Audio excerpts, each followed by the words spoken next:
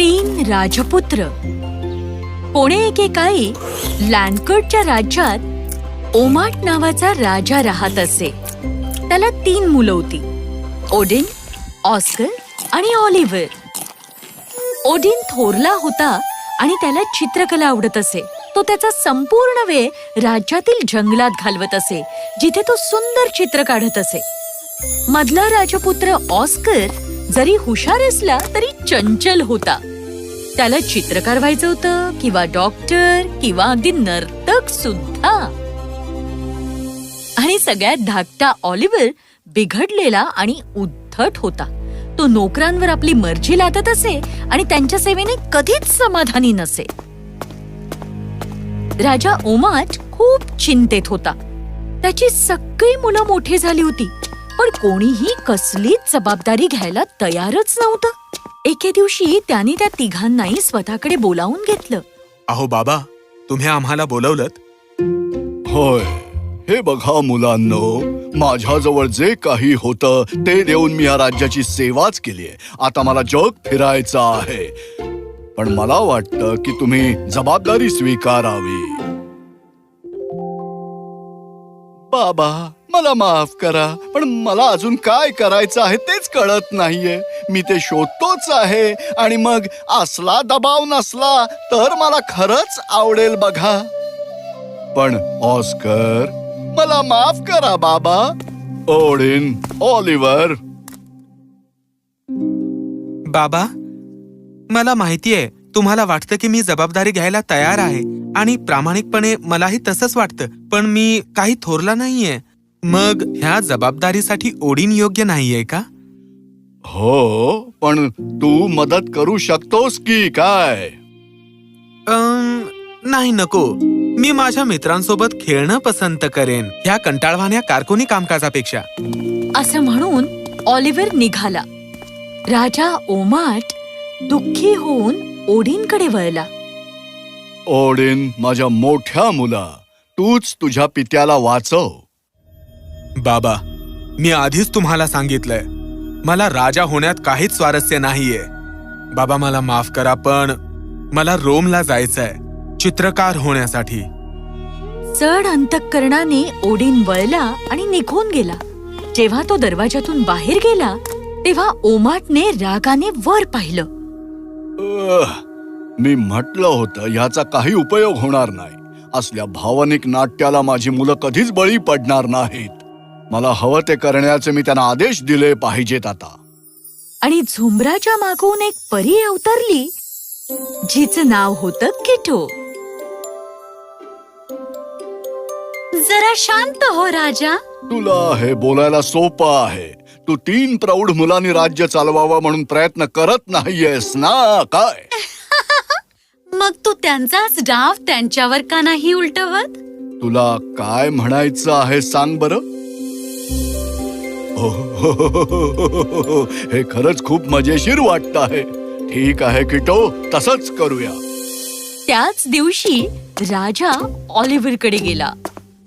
Hello Oliver, तलवारीला पाहतोयस का? ठीक आहे.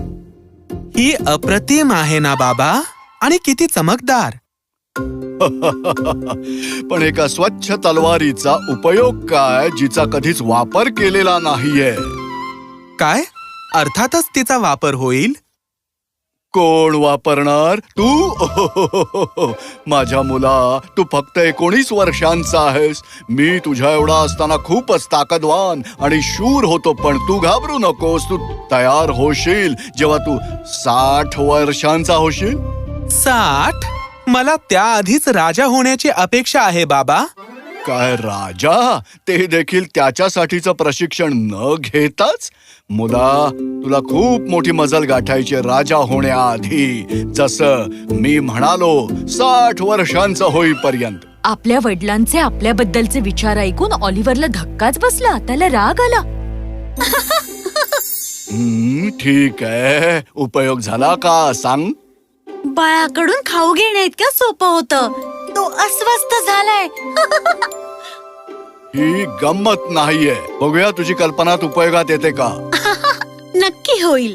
आता 1 गेला, 2 बाकी आहेत राजा. राजा त्याच्या दुसऱ्या मुलाकडे गेला. ऑस्कर फुलांच्या कुंड्यांमध्ये बसला होता. बाबा बघा ना, मला एक नवा छंद सापडलाय, बागकाम. मज्जा आहे ना?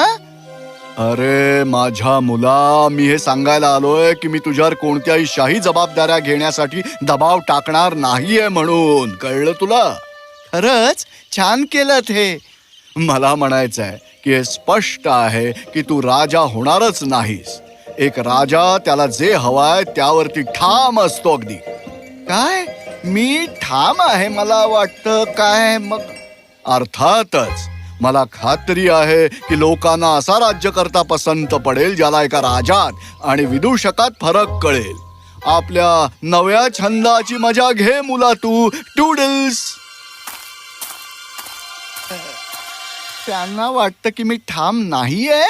ठीक आहे, मी उद्या बाहेर जातो आणि त्यांना खोटं पाडतो बघ.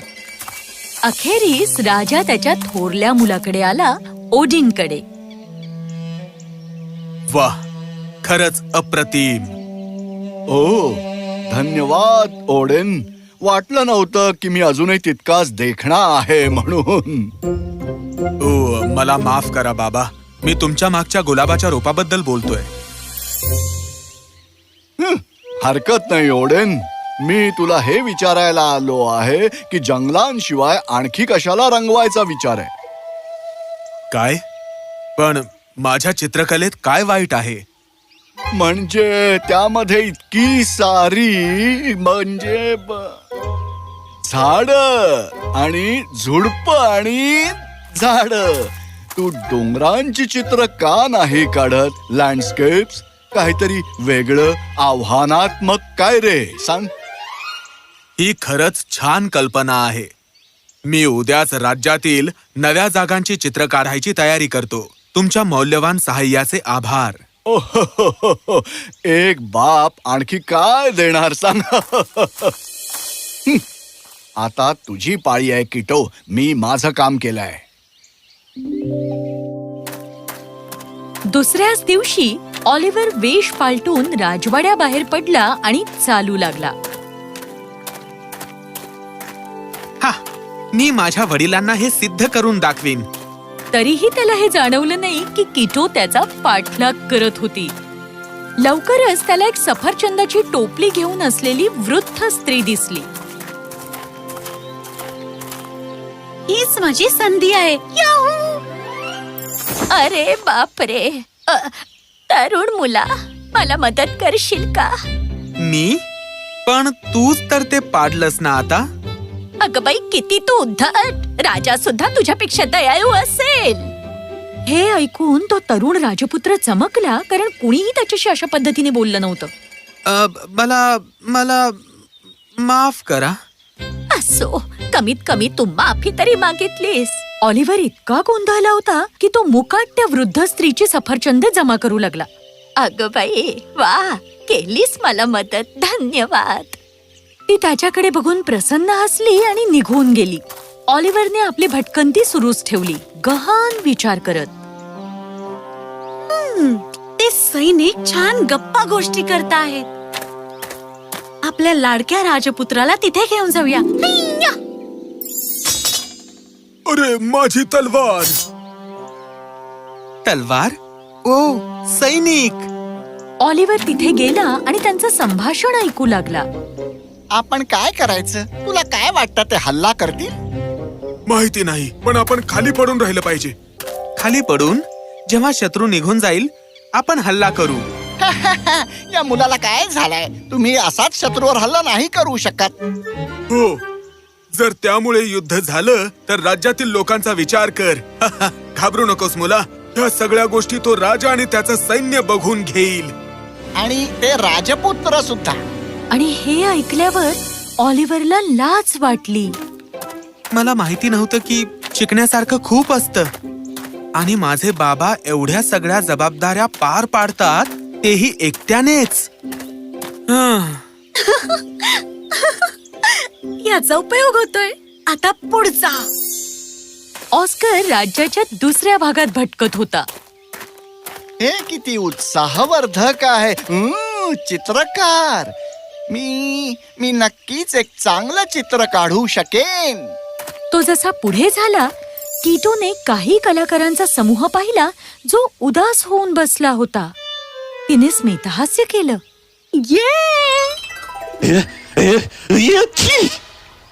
ऑस्करने तो आवाज ऐकला आणि तो त्या दिशेने चालून गेला. कलावंत, पण तुम्ही सगळे एवढे दुःखी का आहात? आमच्या राज्याने काही महत्वाचे पाहुणे शेजारच्या राज्यातून आमंत्रित केले, पण आम्हाला आमचं नृत्य पुरेसं वाटत नाहीये. आम्हाला त्यांच्या समोर चांगला कार्यक्रम सादर करायचा आहे. ओ, मीही खूप छान नृत्य करतो, माहितीये का तुम्हाला? मी तुम्हाला मदत करतो. आणि मग त्याने नृत्य केलं आणि त्यांनाही शिकवलं. शेवटी सगळे कलावंत छान उत्साहात होते, सादरीकरणासाठी तयार. धन्यवाद मित्रा, आम्हाला त्याची गरज होती. आशा करतो तू आमचा कार्यक्रम बघायला येशील. बाय. ऑस्करला खूप आनंद झाला आणि त्याने खरंच त्याच्या प्रतिभेने कुणाला तरी मदत केली होती. जर मी माझी प्रतिभा लोकांना मदत करण्यासाठी वापरली तर मग हे राज्य चालवणं तितकंसं कठीण वाटणारच नाही मला, काय बरोबर? आता फक्त एकच राहिलाय. कीटोने आसपास ओडिनला शोधलं आणि तिला तो नदी किनारी दिसला. ओ नाही, मला त्याला दुसऱ्या जागी हलवलं पाहिजे. हा, ही जागा खूप छान वाटते आणि हिचं बऱ्यापैकी चित्र काढलंय.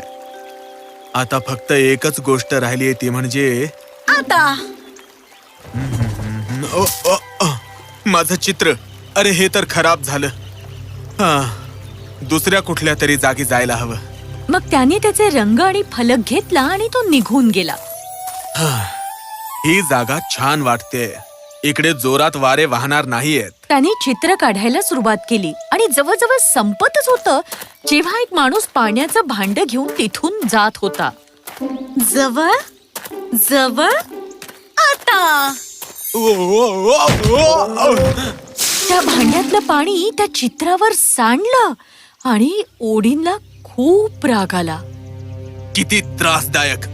मला फक्त एक सुंदर दृश्य चितारायचं होतं.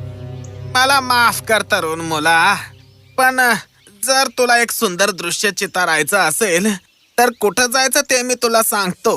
ते मऊ हिरव्या गवताने भरलेलं कुरण आहे आणि तिथे सुंदर तळं आहे जिथे हंस तरंगतात. हे छान वाटतंय. मला सांगा कुठे आहे ते? त्या माणसाने ओडिनला त्या जागेवर नेलं.